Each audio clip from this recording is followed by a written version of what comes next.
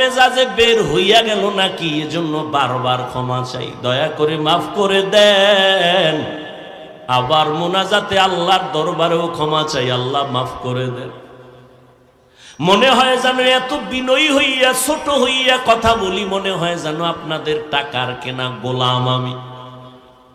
ও ভাইজানেরা, এত কষ্ট করিয়াও দেখি ফলাফল জিরোর কোঠায়। বয়ান কইরা গাড়িতে উঠার আগেই দেখি আল্লাহর বান্দারা মোনাজাতের ঘরে বিড়ি নিয়া দৌড়ায়। এখানে এত হাজারো লাখ মানুষ, কিন্তু দুঃখ অনেক আল্লাহর বান্দারা আসছেন, ফজর ভরে নাই, জহুর ভরে নাই, আসর ভরে নাই, মাগরিব পরে নাই, এশাও ভরে নাই। পরে নাই তো পরে নাই, আবার চাপাবাজি করে কয় ইমান তাজা। এমনি তো চোরের চুরি আরো সিনা চুরি। এরে যুবক, এই যে এতক্ষণ তোমাদের সামনে চিল্লাইয়া বয়ান করলাম, একবারও বলি নাই আমি পাঁচকুল্লি টুপি পরেছি তোমরা পরো না হয় গুনাহ হবে, একবারও বলি নেই। আমি কওমি মাদ্রাসার সন্তান, একবারও বলি নাই কওমি মাদ্রাসায় না পড়লে গুনাহ হবে। আমি তাবলীগের লাইনের সন্তান, একবারও বলি নাই তাবলীগে না গেলে জাহান্নামে যাইবা। আমি আহলে হক পীর মাশায়েখদের সন্তান, একবারও বলি নাই পীরের কাছে না গেলে তোমরা জাহান্নামে যাবে। শুধু এতটুকু না, যারা তোমরা স্কুল কলেজে পড়ো রে যুবকেরা, একবারও বলি নাই স্কুল কলেজ ছেড়ে দিয়া সবাই মাদ্রাসায় আসো, একবারও বলি নাই। তো বলি কি? বলি দুইটা কথা, জীবনে যতদিন বাঁচবারে বাবা গোলামি করবা আমার আল্লাহর, আদর্শ মানবা মদিনাওয়ালা নবী।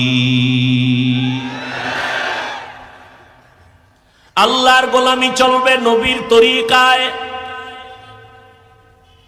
ও যুবক, স্কুলে পড়ো কোনো বাধা নাই, কলেজে পড়ো কোনো বাধা নাই, চাকরি করো ব্যবসা করো কোনো বাধা নাই, আল্লাহর গোলামি করবা, নবীর আদর্শের জিন্দেগিটা পরিচালনা করবা। আমরা হুজুরেরা যত চিল্লাই, আমগো পুঁজি হলো কোরআন। এই কোরআন এমন একটা কিতাব, ১৫০০ বছর হয়ে গেল, কোনো ভুল আছে নাকি? কেউ চেষ্টা অপচেষ্টা করেছিল কিন্তু একটা ভুল বের করতে পারে নাই, বরং বহু বিধর্মীরা কালেমা পড়ে মুসলমান হয়ে গেল। আজও যদি পীরগঞ্জের কোন জ্ঞানী দাঁড়ায় কও হাফিজ ভাই কোরআনের মধ্যে একটা ভুল পাওয়া গেছে, যদি দলিল দিয়া বুঝায় দাও আমি এখন দাড়ি কেটে ফেলবো, নামাজ রোজা বাদ, প্যান্ট শার্ট টাই লাগায় রাস্তায় নামবো, তুমি কেন রে বাবা? এই জমিনে আজও পর্যন্ত কেউ পারে নাই, কিয়ামত পর্যন্ত কেউ পারবে না। অতএব ওই কোরআন আমি তোমাদের থেকে আবার জবাব চাই, বলো কোরআন সত্য নাকি মিথ্যা? কত পার্সেন্ট সত্য? কোন ভুল? এই কোরআনে জান্নাতের বয়ান আসেনি, জাহান্নামের বয়ান আসেনি। কে জান্নাতে যাবে কে জাহান্নামে যাবে তাও আল্লাহ বলেছেন। জান্নাতটা কেমন আরামের ঘর, জাহান্নামটা কেমন ভয়ঙ্কর, আল্লাহ তাও বলেছেন। ইন্নাল আবরার লাফি নাঈম ওয়া ইন্নাল ফুজ্জারা লাফি জাহিম। নেক আমলওয়ালারা জান্নাতে যাবে, গুনাহগারেরা জাহান্নামের পথিক হয়ে যাবে।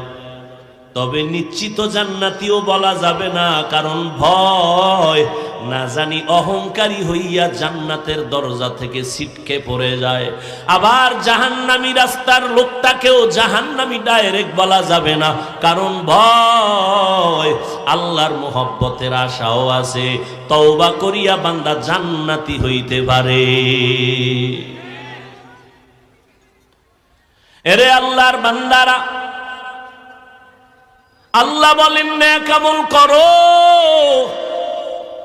তবে আমার আজকের আয়াতের বয়ানটা তাদের জন্য যারা রবের সাথে মোলাকাতের আশা করে, যাদের মধ্যে রবের মোলাকাতের আশা নাই। অন্তত আজকের বয়ানটা তাদের জন্য না। আমি আপনাদের থেকে জানতে চাই, রবের সাথে মোলাকাতের আশা আসেনি?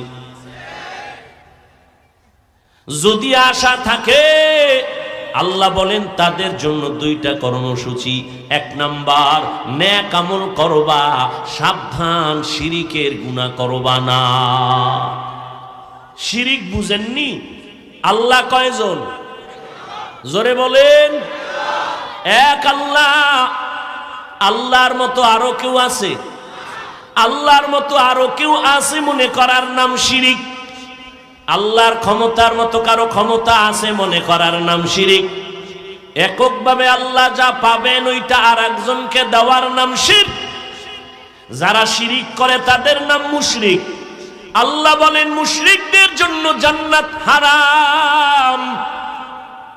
ইন্নাল্লাহা লা ইয়াগফিরু আইয়ুশরাকা বিহি ওয়া ইয়াগফিরু মা দুনা যালিকা লিমান ইয়াশা ওয়া মান ইউশরিক বিল্লাহ ফাকাদ ইফতারা ইসমান আযীমা ওয়া মান ইউশরিক বিল্লাহ ফাকাদ দাল্লা দালালাম বাঈদা ওয়া মান ইউশরিক বিল্লাহ ফাকাদ হারামাল্লাহু আলাইহিল জান্নাহ।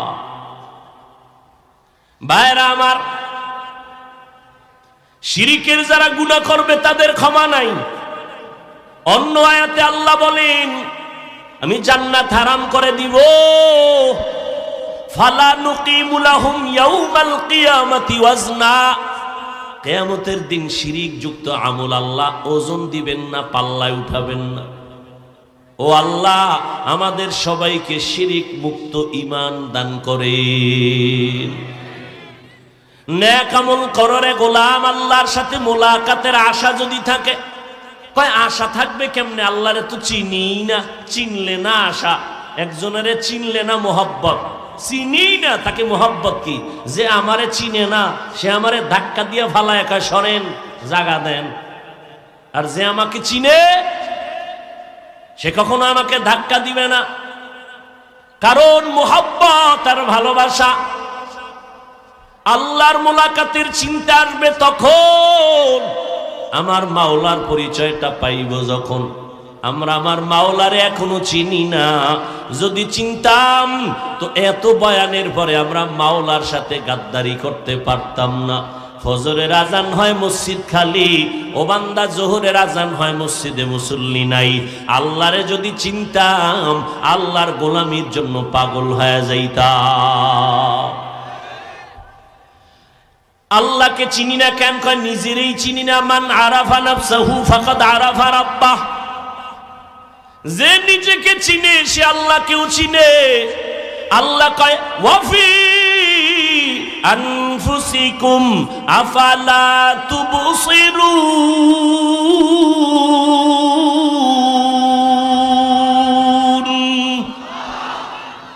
নিজের নিয়ে গবেষণা করো, আল্লাহর পরিচয় পেয়ে যাইবা।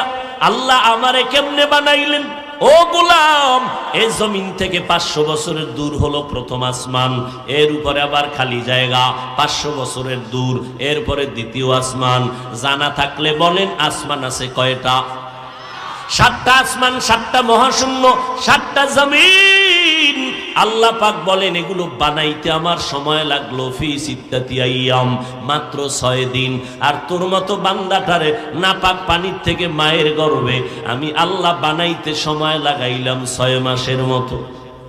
এত বিশাল আসমান, এত বিশাল জমিন, এত বিশাল এই যে প্যান্ডেল বানাইছে, কি পরিমাণ খুঁটি লাগাইছে, পারে না আরো 2-4টা বাড়ায় দেয়। আর আল্লাহ এত বিশাল 7টা আসমান টানায় রাখছেন, একটা খুঁটি আছে? একটা খুঁটি পর্যন্ত নাই, রশির টানাও নাই। আল্লাহ বলেন এগুলো বানাইতে আমার সময় লেগেছে 6 দিন। আর তোমার মতো বান্দা বান্দি বানাইতে সময় আমি আল্লাহ 6 মাসের মতো লাগাইলাম। কারণটা কি? আমি আল্লাহ তোমারে বড় আদর করে বানাইছি। মোহব্বতের জিনিসটা বানাইতে বড় সময়ের দরকার। আমি আল্লাহ তোরে বড় মায়া করে বানাইছি। এরে গোলাম, আমি তোমার মায়ের গর্ভে তোমাকে এত সুন্দর করে বানাইলাম। আমি আল্লাহ তাআলা ওই পানিটারে জমাট রক্ত বানাইলাম, আবার গোশত, এর উপরে হাড্ডি, এর উপরে গোশত দিলাম। ও বান্দা, এমন সুন্দর করে বানাইয়া প্যাকেটের মধ্যে ঢুকাইয়া আমি আল্লাহ মায়ের গর্ভে তোরে আসানের সাথে জীবিত রাখলাম। নাবির সাথে নাবির তার লাগাইয়া পেটের ক্ষুধা নিবারণ করে দিলাম।